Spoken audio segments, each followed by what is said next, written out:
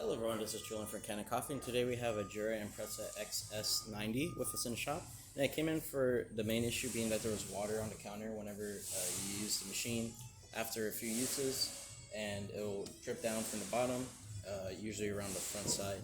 And yeah, so what we found, the original drip tray, the back of here, this whole line of plastic is actually warped, and so usually it's supposed to be more out, it's more in, and so when the water that releases and falls down here, it's supposed to go here, actually ends up behind it, runs down the side of the drip tray, goes through the bottom, and falls on your counter. And so we replaced it with a brand new one, and this is your older one, but you have a completely brand new one straight from Jura themselves in here.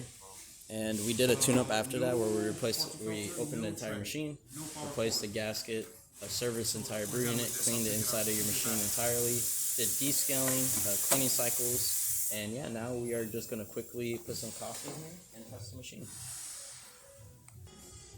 Alright, now we're going to quickly just do a double espresso or double shot, and we're going to just pour into the cup.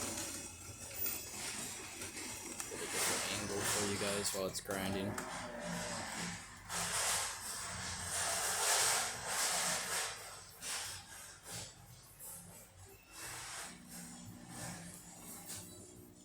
There you go.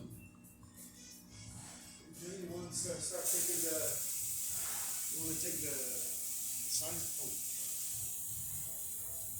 Oh. Now that that shot is fully brewed, it's going to stop, and it's going to push all of that coffee grounds into the huge grounds container at the bottom.